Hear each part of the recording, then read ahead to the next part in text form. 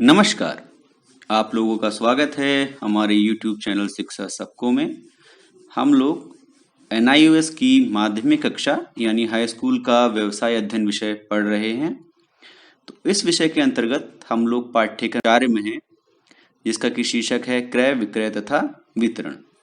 तो पिछले जो अध्याय था उसमें हमने पढ़ा था वितरण के माध्यमों के बारे में, और जो ये पाठ है पाठ 14, इसमें हम लोग जो एक वितरण का माध्यम होता है जो कि मध्यस्थों में सबसे अंतिम होता है, जिसको कि फुटकर व्यापार बोलते हैं, उसके विषय में पढ़ेंगे। तो पाठ प्रारंभ करने से पहले आप लोगों से फिर एक बार अनुरोध है कि आप लोग हमारे इस वीडियो को और हमारे इस चैनल को अपने ऐसे साथियों, ऐसे परिचितों के साथ शेयर करें जो कि किसी भी हिंदी माध्यम के बोर्ड से पढ़ाई कर रहे हों। तो आइए प्रारंभ करते हैं। सबसे पहले जानते हैं कि फुटकर व्यापार का अर्थ क्या होता है। तो फुटकर व्यापार जो ऐसे छोटे दुकानदार जो उपभोक्ता को या ग्राहक को सीधे सामान बेचते हैं, उनको फुटकर विक्रेता कहा जाता है, और जो व्यापार वो करते हैं उसको फुटकर व्यापार कहते हैं। ठीक है। इनमें पैदल चलकर सामान बेचने वाले, फेरी वाले, एक दाम की दुकान वाले, परचून की दुकान वाले, ये सभी लोग फुटकर व्यापारी कहलाते हैं।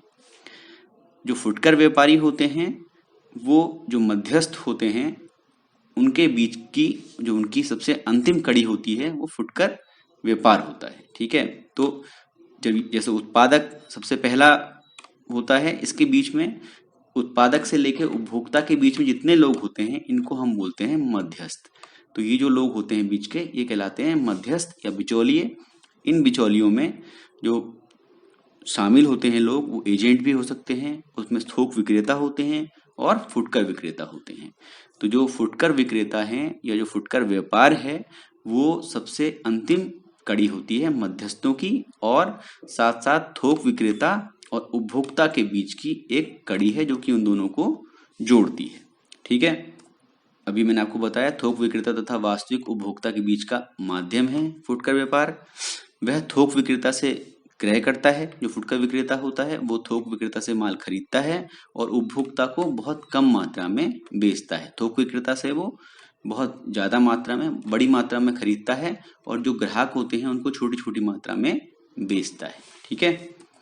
थोक विक्रेता के मुकाबले में उसे बहुत कम पूंजी लगानी पड़ती है। हमने पिछले वाले चैप्टर में भी ये देखा था। इसका जो पूंजी का जो निवेश है वो सबसे कम होता है। सारे जो बिजनेस हैं उसमें सबसे कम जो बिजनेस में जो पैसा लगता है वो फुटकर में लगता है या रिटेल में लगता है। और ये व्यापार कैसे करते हैं? नकद में करते हैं, मतलब कैश में ही। ये लोग आपको, जैसे आप दुकान पे जाते हैं, आजकल ऐप भी हो गए शुरू, तो उसमें भी क्या है, जब आप UPI से या फोन पे या पेटीएम वगैरह से पेमेंट करते हैं, वो सीधे आपके जो अकाउंट है उससे उनके बैंक अकाउंट में ट्रांसफर पैसा कर देता है। तो नकद में ये लेन देन करते हैं, उधार में कम करते हैं। ये कई प्रकार की वस्तुओं का भंडारण करते हैं और उनका व्यापार करते हैं।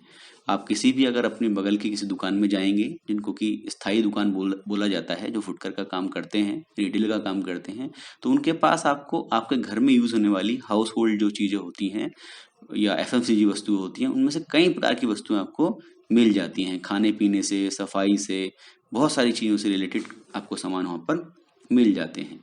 तो ये जो फुटकर विक्रेता होते हैं ये दो प्रकार के होते हैं, या ये जो फुटकर व्यापार है वो दो प्रकार का होता है। एक होता है लघु स्तरीय, या जिसको इंग्लिश में बोलेंगे स्मॉल स्केल फुटकर व्यापार, और दूसरा होता है दीर्घ स्तरीय या लार्ज स्केल फुटकर व्यापार।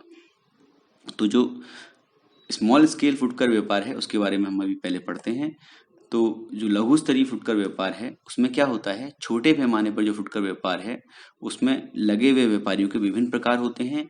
उनको इन जो 3 प्रकार से उनको विभाजित किया जा सकता है। सबसे पहली होती है चलता फिरता फुटकर व्यापार, फिर है स्थायी दुकानों के माध्यम से फुटकर व्यापार। ठीक है। इसमें एक जो वीडियो है इसके माध्यम से हम देखते हैं कि किस प्रकार से ये एक गली दिखा रखी है, आपके भी आस पड़ोस में ऐसी गलियां होती होंगी। तो ये आप देख सकते हैं, ये एक चलता फिरता, ये जो सब्जी वाला आ रहा है ये चलता फिरता व्यापार है। ठीक है। और ये जैसे दुकान है, ये रामा स्टोर दिखा रखा है हौजरी की, तो ये कपड़ों की एक रिटेल शॉप है। ऐसे ही ये ज्वेलरी है, ये आप कह सकते हो ज्वेलरी, जो सोने के आभूषणों की एक रिटेल की दुकान है, थोक की दुकान है, फुटकर की दुकान है। तो ये आपको इस वीडियो से समझ में आया होगा थोड़ा। तो चलता फिरता फुटकर व्यापार क्या होता है? ये एक प्रकार का छोटे पैमाने का फुटकर व्यापार है। छोटे पैमाने का रिटेल बिजनेस है जिसमें कि फुटकर विक्रेता जो होता है, जो रिटेल सेलर होता है, वो घूमता रहता है और विविध वस्तुएं, बहुत सारी वस्तुएं सीधे उपभोक्ता को बेचता है, उनके घर घर तक जाके बेचता है। तो विक्रय करने के लिए उनके पास स्थायी दुकानें नहीं होती हैं, ठीक है। तो कुछ सब्जी वाले जो होते हैं उनके पास तो दुकानें होती हैं, कई सारे सब्जी वाले आपने देखा होगा वो घर घर तक भी जाकर सामान को अपने बेचते हैं। तो इसको बोलते हैं चलता फिरता फुटकर व्यापार। जैसे ये आप देख पा रहे हैं कि ये एक फल की छोटी सी दुकान है, ये चलता फिरता दुकान है, ये इसके माध्यम से चलता फिरता फुटकर व्यापार किया। तो इसमें क्या होता है, आपने देखा होगा कि कुछ लोग सवेरे सवेरे समाचार पत्रों का वितरण करते हैं, वो भी फुटकर व्यापार का ही एक हिस्सा है, चलता फिरता फुटकर व्यापार का, जो आपके घर तक अखबार पहुंचा रहे हैं। बसों व रेल में चने, मूंगफली, चूड़ियाँ, खिलौने आदि बेचते हैं, वो भी चलता फिरता फुटकर व्यापार है। आपके क्षेत्र में ठेली पर रखकर फल और सब्जियां बेचते हैं, जो कि मैंने आपको वीडियो में भी दिखाया था और पीछे भी आपने देखा था एक चित्र में। साइकिल पर आइसक्रीम, नमकीन आदि बेचते हैं, ये सब के सब चलते फिरते व्यापार के, चलते फिरते फुटकर व्यापार के उदाहरण हैं। इसके पश्चात है स्थायी दुकानों के माध्यम से फुटकर व्यापार, जैसे कि आपके आसपास की जो दुकानें होती हैं उनके माध्यम से जो दुकानदार हैं वो करते हैं। तो ये वो फुटकर विक्रेता होते हैं, रिटेल विक्रेता होते हैं, जो एक निश्चित स्थान जिसे दुकान कहते हैं उससे विक्रय करते हैं, ठीक है। ये दुकानें कहाँ होती हैं? ये दुकानें बाजार में या कॉलोनियों में या वाणिज्यिक क्षेत्रों में, इन सब जगह पर स्थित होती हैं। इन दुकानों पर साधारणतया सीमित प्रकार की वस्तुएं बेची जाती हैं। इनके पास आपको जो घर से जो रिलेटेड चीजें हैं छोटी, वो चीजें आपको मिल जाएंगी, लेकिन बर्तन वगैरह या दवाइयाँ वगैरह वो सब आपको इन पर नहीं मिलती हैं। तो ये वस्तुओं की जो दुकान होती है, इन वस्तुओं का दुकान में भंडारण भी किया जाता है तथा प्रदर्शन भी, मतलब दुकान स्टोरेज के काम भी आती है और लोगों को जो माल है उसको दिखाने के काम भी आती है। तो उसमें इस प्रकार से वस्तुओं को लगाया जाता है कि आदमी आराम से उनको देख भी सके। जब आदमी देखेगा तो वह उसको खरीदने के लिए वो उत्सुक होगा और खरीद भी पाएगा, ठीक है। अब इसी के अंदर कुछ पॉइंट्स बचे हैं। जो बेची जाने वाली जो वस्तुओं की विविधता के आधार पर इन्हें निम्नलिखित वर्गों में बांटा जा सकता है। तो कौन कौन से प्रकार की होती हैं? जो पहली है सामान्य भंडार अथवा विविध वस्तुओं के भंडार, दूसरी है एक ही वस्तु के भंडार और तीसरी है विशिष्ट दुकानें। तो ये तीन प्रकार की जो दुकानें हैं, जो स्थायी दुकानें हैं के माध्यम से फुटकर व्यापार होता है, वो तीन प्रकार से होता है वो। लेकिन ये सब हम पढ़ रहे हैं छोटे स्केल पर, यानी कि स्मॉल स्केल की बात हो रही है अभी बड़ी बात नहीं हुई है, ठीक है। जो दीर्घ स्तरीय है वो हम थोड़ा सा अभी देर में पढ़ेंगे। तो सामान्य भंडार अथवा विविध वस्तुओं के जो भंडार हैं वो क्या होते हैं? ये स्टोर आम प्रयोग में आने वाली विभिन्न प्रकार की वस्तुओं का विक्रय करते हैं। इसको आप आम भाषा में किराना वाली दुकान भी बोलते हैं। ये लोगों के दिन प्रतिदिन के प्रयोग की वस्तुओं का विक्रय करते हैं। जो किराना स्टोर होते हैं, ये एक फोटो इसमें दिखा रखा है, ये आपकी किताब से लिया गया है। तो ये किराना व्यापारी है, ये अपनी दुकान पे बैठा हुआ है और आप देख पा रहे हैं कि जो वस्तुएं हैं उनका प्रदर्शन इसमें किया गया है, कौन कौन सी वस्तुएं इसके पास उपलब्ध हैं। तो ये वस्तुओं को इसमें स्टोर भी करता है अपने दुकान पर और उनका प्रदर्शन भी करता है। तो सामान्य भंडार में जिन वस्तुओं का विक्रय होता है, ऐसे जनरल स्टोर में जो चीजें बिकती हैं उसमें क्या क्या चीजें होती हैं? जैसे प्रसाधन का सामान, मतलब जैसे ब्यूटी क्रीम या इस टाइप की जो वस्तुएं होती हैं, हौजरी का सामान छोटा मोटा, जैसे अंडर शर्ट वगैरह चीजें हैं, ये चीजें मिल सकती हैं आपको। बिस्किट, नाश्ते का सामान, सौंदर्य प्रसाधन, उपहार की वस्तुएं, स्टेशनरी, ये सब चीजें आपको वहां आसानी से मिल सकती हैं। तो ये क्या करते हैं, ये फुटकर विक्रय साधारणतः प्रत्यक्ष मतलब डायरेक्ट होता है। इसमें ग्राहक को आना पड़ता है और उससे सामान लेकर जाता है और नकद विक्रय होता है इसमें, ठीक है। वैसे अपने नियमित ग्राहकों को, अगर के कुछ जो ग्राहक हैं जो रेगुलर हैं, तो उनको जनरल स्टोर क्या करते हैं, छूट भी देते हैं, 10-5% की छूट दे देते हैं। उनको उधार की सुविधा भी दे सकते हैं। कुछ उनके पास खाते बने होते हैं, आपने देखा हो कई लोग कहते हैं कि हमारे इस खाते में लिख लो, तो उनका डायरी होती है जिसमें ये लोग नोट कर लेते हैं। तथा वस्तुएं बिना कोई अतिरिक्त मूल्य ग्राहक के घर भी पहुंचाते हैं। ये होम डिलीवरी भी करते हैं आजकल, ठीक है। तो इसके पश्चात जो दूसरा उदाहरण है वो है, जो दूसरा जो श्रेणी है वो है एक ही वस्तु के भंडार। तो ये जैसे मेडिकल स्टोर होते हैं, ये कपड़े की दुकानें होती हैं, खिलौने की दुकानें होती हैं। तो इन पे क्या होता है, इन स्टोरों पर एक ही प्रकार का माल बेचा जाता है और जैसे मैंने आपको बताया, दवा, किताबें, खिलौने, सिले सिलाई कपड़ों की दुकानें, ये सब की सब क्या है, ये सभी एक ही वस्तु के विक्रय की दुकानें हैं। यहाँ से एक ही प्रकार की वस्तुएं बेची जाती हैं। जैसे ये एक उदाहरण आपकी किताब से ले रखा है, इसमें ये दवाई की दुकान है, ठीक है। ये दवाई की दुकान का दुकानदार है जो कि दवाई बेच रहा है। ये विभिन्न माप, ब्रांड, डिजाइन, स्टाइल तथा गुणों वाली एक श्रेणी की विभिन्न वस्तुओं का विक्रय करते हैं। जैसे अगर दुकानदार दवा का है तो उसके पास जाइडस की दवाई भी होगी, इसके पास कैडिला की भी होगी, जो कितनी सारी जो कंपनियां हैं, लुपिन है, इन सबकी दवाएं ये अपने पास रखेगा, ठीक है, जिसकी भी मांग बाजार में होगी उसके हिसाब से। इसके पश्चात है विशिष्ट दुकानें। तो विशिष्ट दुकानें क्या होती हैं? इन दुकानों पर विशिष्ट ब्रांड, जैसे कोई एक ब्रांड है, जैसे आपने कई सारे ब्रांड देखे होंगे, नाइकी है, रीबॉक है, वुडलैंड है, तो ये या तो विशिष्ट ब्रांड हो या विशिष्ट कंपनियों के माल का विक्रय होता है इन दुकानों पर। तो किसी खास ब्रांड की अथवा किसी विशिष्ट कंपनी द्वारा उत्पादित सभी वस्तुएं इन स्टोरों पर उपलब्ध रहती हैं, ठीक है। जैसे इसका उदाहरण है वुडलैंड शू स्टोर। तो जो वुडलैंड का जो शू स्टोर है, जिसका ये चित्र इसमें दिखा रखा है, इसमें ना केवल आप वुडलैंड के बनाए हुए, वुडलैंड कंपनी के बनाए हुए जूते खरीद सकते हैं, बल्कि जो उसके परिधान होते हैं, जैसे जीन्स या शर्ट, ये सब चीजें भी आप वहां से ले सकते हैं। तो इस पर जो जो कंपनी द्वारा, जो वुडलैंड कंपनी द्वारा जो उत्पादित सभी वस्तुएं इस पर आपको मिल जाती हैं। अब हमने जो जो छोटे स्तर का जो व्यापार था, फुटकर व्यापार, उसके बारे में पढ़ लिया, जिसको कि हम लघु स्तरीय फुटकर व्यापार बोलते हैं। अब बारी आती है दीर्घ स्तरीय फुटकर व्यापार की। तो बड़े पैमाने पर फुटकर व्यापार का अर्थ हम देखते हैं। ये आप देख पा रहे हैं कि कितने बड़े पैमाने पर ये कितना बड़ा स्टोर है और इसके अंदर कितना माल रखा हुआ है। तो ये सारा का सारा जो है ये रिटेल में बिकने के लिए है। ये इसमें ग्राहक जाएंगे इस स्टोर में और अपनी पसंद का माल उठाकर उसको ट्रॉली में रखेंगे और जाकर उसका पेमेंट करके घर को माल ले जाएंगे। तो बड़े पैमाने पर फुटकर व्यापार का अर्थ क्या होता है ये जान रहे हैं। तो होता क्या है, जैसे आप कपड़े खरीदने के लिए एक दुकान पर जाएंगे और जूतों के लिए दूसरी दुकान पर, ठीक है, ये आप करते होंगे। इसी प्रकार से क्या है, कभी कभी आपकी पसंद की चीजें उस दुकान पर नहीं मिल पाती हैं। कई बार ऐसा होता है कि आपको अपनी पसंद की चीजें उस पर नहीं मिल पाती हैं, तो फिर आप क्या करते हैं, आपको दूसरी दुकान पर जाना पड़ता है। और कभी कभी क्या होता है, बाजार में बहुत भीड़ भी होती है, तो आपको दूसरी जगह जाने का मन नहीं करता। तो इस प्रकार से या तो आप उस सामान को खरीदेंगे ही नहीं, या फिर खरीदेंगे तो कुछ दिन के बाद खरीदेंगे, ठीक है, आपकी जरूरत हो सकता है उस समय पूरी ना हो पाए। तो ये कुछ ऐसी समस्याएं हैं जो कि जो आपका जो लोकल मार्केट है उसमें आपको देखने को मिलती हैं, ठीक है ना। तो इसकी समस्याओं के समाधान आप किस प्रकार से करते हैं? कई बार आप छोटी छोटी जो फुटकर की दुकानें होती हैं कई सारी, उनको छोड़कर स्थानीय बाजार की जो दूसरी दुकानें हैं उनके ऊपर जाते हैं, जहां पर की जो थोड़ी सी बड़ी होती हैं उन पर आपको लगता है कि कुछ सामान मिल जाता है।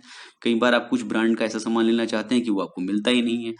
तो उदाहरण के लिए, यदि जरूरत का सामान खरीदने के लिए आप अलग अलग दुकानों पर जाने का समय नहीं है, तो हम लोग ऐसी दुकान पर खरीदारी करते हैं जहां हमें हमारी आवश्यकता और जो हमको पसंद आ रही चीजें वो उसके उसके अनुसार बहुत सारे प्रकार का सामान खरीदने को मिल जाए।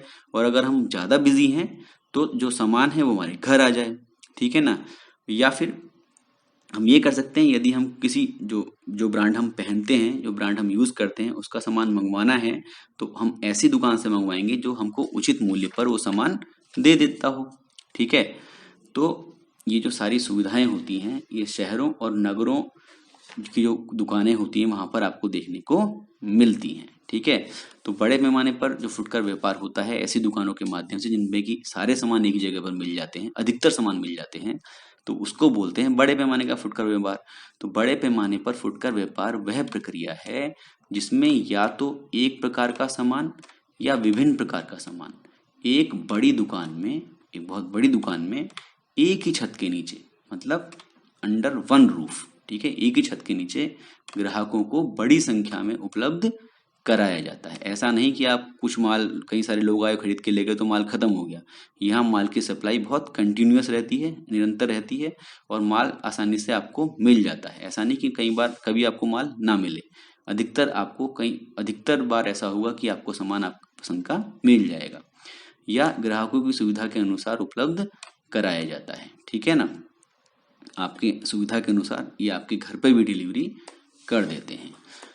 तो ये क्या करते हैं, ये दैनिक आवश्यकताओं की विभिन्न वस्तुओं का व्यापार करते हैं तथा उन्हें ग्राहकों की सुविधा अनुसार उपलब्ध कराते हैं। ठीक है, जो बड़े पैमाने पर फुटकर व्यापार होता है उसमें, तो ये इनका इतना बड़ा स्केल होता है, इतना लार्ज स्केल पे लोग काम करते हैं कि जो प्रोड्यूसर्स होते हैं, जो प्रोडक्शन करते हैं, जो बनाते हैं, उत्पादक होते हैं, उनसे सीधे ही बड़ी मात्रा में माल क्रय करते हैं। अभी हमने जो पिछले देखा था, जब हमने वितरण के माध्यम पढ़ा था, तो उसमें हमें पता है कि थोक विक्रेता है, वो थोक विक्रेता तो सीधे सीधे खरीदता है उत्पादक से, लेकिन यहाँ ये फुटकर विक्रेता भी सीधे सीधे जो कंपनियां हैं जो बना रही हैं माल, उनसे सीधे सीधे खरीदती हैं। ठीक है, तो इससे क्या होता है, इससे जो बीच का मार्जिन होता है वो बच जाता है। ठीक है ना, और जो क्रय की प्रक्रिया है उससे मध्यस्थों का उन्मूलन हो जाता है, तो उसमें एक जो थोक विक्रेता का रोल है वो खत्म हो जाता है। ठीक है ना, तो उसका उन्मूलन हो गया, मतलब वो गायब हो गया, जो जो मध्यस्थ थे वो बाकी के वो उसमें से गायब हो गए, प्रक्रिया में से, जो क्रय की प्रक्रिया है उसमें से मध्यस्थ गायब हो गए। तो ये सीधे सीधे उत्पादकों से ही बड़ी मात्रा में माल का क्रय कर लेते हैं, और क्या करते हैं, ये अधिक संख्या में ग्राहकों को सेवा प्रदान करते हैं। ये बड़ी संख्या में जो ग्राहक हैं उनको सेवा देते हैं। इनकी दुकानों का आकार साधारण फुटकर व्यापारियों की तुलना में बड़ा होता है, और सिंपल बड़ा नहीं, बहुत बड़ा होता है। ठीक है, इन्हें व्यवसाय प्रारंभ करने तथा चलाने के लिए बहुत बड़ी पूंजी की आवश्यकता होती है। जैसे हमने पढ़ा कि जो छोटे लेवल का जो फुटकर व्यापार था उसमें चलाने के लिए बहुत ज़्यादा पूंजी की आवश्यकता नहीं होती है, लेकिन जब आप बड़े लेवल पे करते हैं तो आपको बड़ी पूंजी का निवेश करने की आवश्यकता होती है, क्योंकि बहुत बड़ी दुकान है, बहुत ज़्यादा सामान आपको उसमें रखना है और बहुत तरीके का सामान रखना है, विभिन्न विभिन्न कैटेगरी का, विभिन्न विभिन्न क्लासों का, वर्गों का आपको सामान रखना होता है। ये सामान्यतः ग्राहकों को नकद बिक्री ही करते हैं। जो छोटे लेवल का बिजनेस होता है उसमें भी नकद बिक्री की जाती है और इसमें भी नकद बिक्री की जाती है। ठीक है, तो बड़े पैमाने पर फुटकर व्यापार के प्रकार, तो भारत में प्राय हम निम्नलिखित प्रकार के फुटकर व्यापारों को देखते हैं बड़े लेवल पर। ठीक है ना, जो 3 प्रकार हैं वो हैं विभागीय भंडार, बहुसंख्यक दुकानें और सुपर बाजार या सुपर मार्केट। ठीक है, तो एक एक करके इनको देखते हैं। आज की वीडियो में हम केवल विभागीय भंडार के बारे में बातें करेंगे, उसका भी कुछ चीज़ें अगली वीडियो में पढ़ेंगे। बाकी के 2 जो बचे हुए हैं उनको भी, सुपर बाजार को और जो विशिष्ट जो बहुसंख्यक दुकान हैं उनको भी अगले वीडियो में पढ़ेंगे। तो विभागीय भंडार में क्या है, इसमें एक ही भवन में कई प्रकार का सामान मिल जाता है। मतलब एक बड़ी बिल्डिंग होगी, ठीक है ना, उसमें बहुत सारे विभाग बने होंगे। विभाग जैसे ये स्टेशनरी का विभाग हो गया, ये बर्तन का विभाग हो गया, ये खाने पीने के सामानों का विभाग हो गया। ठीक है ना, तो आदमी जाएगा, इन जो भी उसको जिस विभाग में भी सामान की जरूरत है वहां से सामान लेगा और बिल कटाएगा और निकल जाएगा। ठीक है ना, ऐसे यहाँ कपड़ों का होगा, यहाँ रोजमर्रा की जैसे आपके खाने पीने के सामान के अलावा जो टूथपेस्ट वगैरह है इनके सामान है, मतलब 50 कई सारे कई टाइप के जो विभाग बने होंगे जिसमें कि अलग अलग प्रकार की वस्तुएं उपलब्ध होंगी। तो पूरे विभाग भवन को अनेक विभागों या काउंटरों में विभाजित कर देते हैं। प्रत्येक विभाग में एक प्रकार का सामान जैसे स्टेशनरी, किताबें ये उपलब्ध होता है। सभी विभाग एक ही मुख्य प्रबंधन के द्वारा नियंत्रित होते हैं। इन सारे विभागों को जो मैंने आपको बताया, इनको नियंत्रित एक ही जो कंट्रोल रूम होगा या जो मैनेजमेंट होगा वो इन सबको मैनेज करेगा। वो देखेगा कि कहाँ पे माल कम हो रहा है, कहाँ की जो माल है उसको रखना है, दोबारा से डालना है, कितना माल बिक गया है, सारा हिसाब किताब सब रख रखाव मुख्य प्रबंधन द्वारा किया जाएगा, उसके नियंत्रण में होगा। तो एक बार यदि आप एक विभागीय भंडार में घुस जाते हैं, चले गए उसके अंदर, तो आप अपनी पूरी खरीदारी अलग अलग विभागों से कर सकते हैं। जो आपकी जरूरत की अलग अलग सामान है वो आप ले सकते हैं। ये मैंने एक विभागीय भंडार का चित्र दिखाया है, ये आप बाहर से देख सकते हैं। इसमें ये काउंटर्स लगे हुए हैं, जो हम बात कर रहे थे अलग अलग विभागों की, वो इसमें उपलब्ध हैं। व्यक्ति यहाँ से जाएगा, अपनी चीज़ों को जो जरूरत है उसका सामान लेगा इस डिपार्टमेंटल स्टोर से और यहाँ पर अपना बिल कटाएगा और बाहर आ जाएगा। ठीक है, ये इंडिया का नहीं, ये कहीं चाइना का शायद है, लेकिन मेरे को अवेलेबल नहीं था इसलिए मैं इसको दिखा रहा हूँ आपको। तो ये भी एक डिपार्टमेंटल स्टोर का ही एग्जाम्पल है। तो अगला है विभागीय भंडार की विशेषताएं। अब इसकी क्या विशेषताएं होती हैं, ये स्टोर प्राय शहर के प्रमुख वाणिज्यिक स्थानों पर स्थित होते हैं। जो मेन कमर्शियल पॉइंट्स होते हैं शहर के, वहां पर स्थित होते हैं, ताकि विभिन्न भागों से लोग सुविधानुसार अपनी आवश्यकता की वस्तुएं खरीदने के लिए वहां तक पहुंच सकें। तो ऐसे स्थान पर होंगे, लगभग लगभग आप समझ लीजिए कि बीच में होंगे शहर के, ठीक है, ताकि जो लोग हैं सबको एक बराबर पड़े। या फिर ऐसी जगह भी हो सकते हैं जहां पर कि इनकी डिमांड ज़्यादा है, जहाँ पर ज़्यादा लोग रहते हैं, जहाँ पे आबादी का घनत्व ज़्यादा है। स्टोर का आकार बहुत बड़ा होता है और वह अनेक विभागों या काउंटरों में बटा होता है, ठीक है। प्रत्येक विभाग में एक विशेष प्रकार का सामान होता है। जैसे एक विभाग में बिजली का सामान होगा, दूसरे में रेडीमेड कपड़े होंगे और तीसरे में खाद्य सामग्री होगी, ठीक है, ये हमने पढ़ लिया था। सभी विभागों का नियंत्रण एक मुख्य प्रबंधन द्वारा होगा, ये भी पढ़ रखा है। विभागीय भंडार ग्राहकों के लिए खरीदारी को रुचिकर बनाते हैं। रुचिकर बनाने के कई सारे तरीके होते हैं जो हम आगे जानेंगे। वो कई सारे प्रकार के ऑफर देते हैं, आपको कन्वीनियंट शॉपिंग देंगे, आपको सारी चीज़ें एक ही जगह पे मिल जाएंगी, तो आपकी रुचि बढ़ेगी। एक छत के नीचे ग्राहकों को सभी सामान उपलब्ध कराने की सुविधा देते हैं। इसके साथ साथ स्टोर के अंदर ग्राहकों के लिए जलपान गृह, मतलब खाने पीने के लिए भी कुछ चाहें आप तो वो मिल जाएगा, शौचालय मिलेगा आपको, टेलीफोन और एटीएम की सुविधा भी रहती है, ताकि आप वहीं से पैसे निकालें, उनको भुगतान करके आ जाएं, ठीक है। ग्राहकों को क्रेडिट कार्ड से सामान खरीदने की सुविधा भी रहती है। आप चाहें तो अपना क्रेडिट कार्ड से सामान लें और जो पेमेंट है बैंक को आप बाद में करते रहें। माल को मुफ्त घर पहुंचाने की सुविधा भी इसमें देते हैं जो डिपार्टमेंटल स्टोर होते हैं। तो इस प्रकार से जो आज का वीडियो है हम इतना ही रखते हैं। अगला इसका जो शेष भाग है वो अगले वीडियो में कवर करेंगे। तो इसमें अगर आपको कोई शंका हो तो आप पूछने के लिए स्वतंत्र हैं। आप कमेंट सेक्शन में जाके लिख सकते हैं। आमतौर पर आप लिखते नहीं है, लेकिन अगर आपको लगता है कहीं कुछ परेशानी है तो आप पूछ सकते हैं। और अगर आप नहीं पूछेंगे तो मुझे ऐसा लगता है कि आप सब समझ पा रहे हैं, ठीक है। हो सकता है कि आप सब समझ भी पा रहे हो, क्योंकि इतना बहुत मुश्किल सब्जेक्ट ये नहीं है। और फिर आपसे अंत में एक फिर वही अनुरोध है कि आप लोग अपने परिचितों को, अपने दोस्तों को, ऐसे लोगों को जो कि हिंदी माध्यम के किसी भी बोर्ड से व्यवसाय अध्ययन विषय पढ़ रहे हो, अर्थशास्त्र विषय पढ़ रहे हो या और भी कोई विषय पढ़ रहे हो, तो उनको हमारे चैनल के बारे में, हमारे वीडियो के बारे में जानकारी दीजिए, उनके साथ इनको शेयर कीजिए, ताकि वो लोग भी हमारी इस पहल का लाभ उठा सकें। तो धन्यवाद।